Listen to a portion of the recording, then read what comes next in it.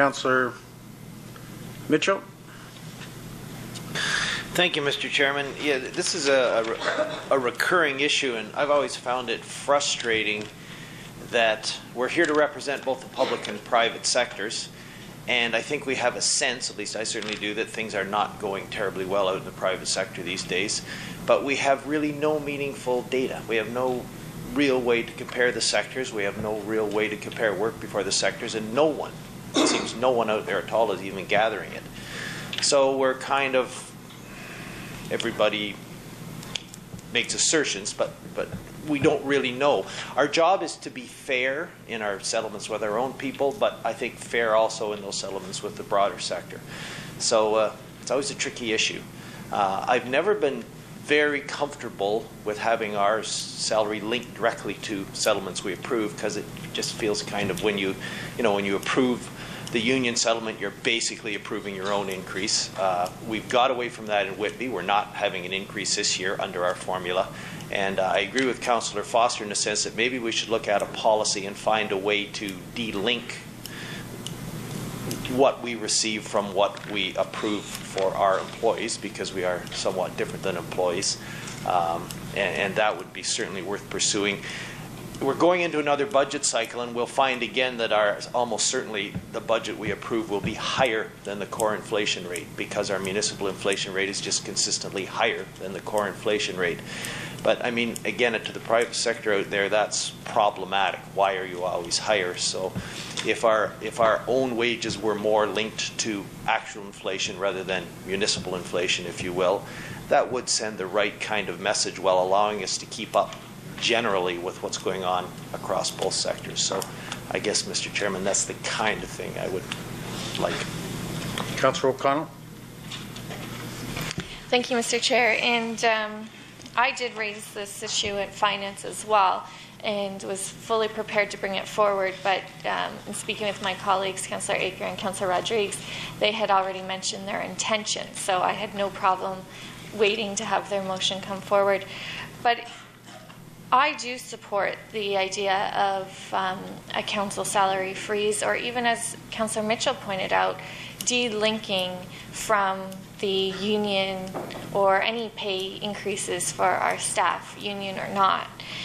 And I think he said it best actually just now, that this whole discussion about how we shouldn't do this because we have a process and nobody wants to stand here and make decisions for their own pay increases, we essentially do that every time we have a contract before us that we're linked to. It's just, diverted, and the conversation is different. So I think that's the incredible point that we must look at, is that we do approve our own increases every time we approve those settlements. Now, there was nothing in this rationale, this motion, or certainly from my perspective, that discussed or contemplating crushing unions' abilities to make a fair living for their members and negotiate fairly. I think they should have that power, and I think they should negotiate and do whatever they need to do for their membership. But we must be in a position where we can be unbiased and represent not only those workers, but the residents who are, at the end of the day, footing the bill. And many of those workers are one and the same. So it's not about changing the bargaining process or weakening the bargaining process. It's putting ourselves in a position where we can be the unbiased voices of the region, which is ultimately what we're elected to do. And if the unions come in with a fair increase, then they're going to get a fair increase. And it's actually our staff and a team of people that negotiate, and we ratify based on what's fair. So for me, the bargaining process should not and will not change in that regard. But how can you possibly ask for austerity when we ourselves are continuing on as if nothing has happened in the economy? I agree actually completely with Mayor Parrish's comments and Councillor Jordan in regards to making real significant changes. You know, we talk about council realignment. We tried that, and guess what? Same council said, no, not the right time. So now that a motion's not here, all of a sudden it's the solution. Council size, we've talked about that through realignment. No, it's not the right time. But again, once the motion is passed, all of a sudden it's the solution. Amalgamating transit, a conversation, yes, we've tried to have. Oh, not the right time, you don't understand, there's so much more going on. When is the right time? When is the right time to do something? We can sit here and throw at all these ideas, but then they're not supported when the ideas are here. At least Councillor Aker and Councillor Rodrigues put their name to a motion.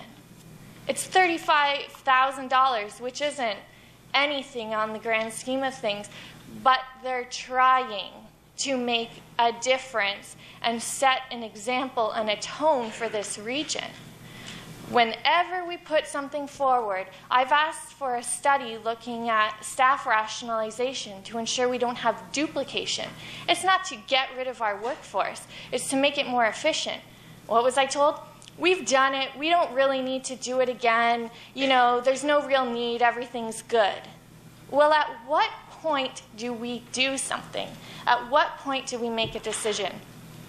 We can continue to do nothing and status quo will remain, and we can say after the fact, we could do this. And then when those motions come up, it's defeated in this council. So at some point, someone has to stand up and do something if we're actually serious about getting finances under control in government.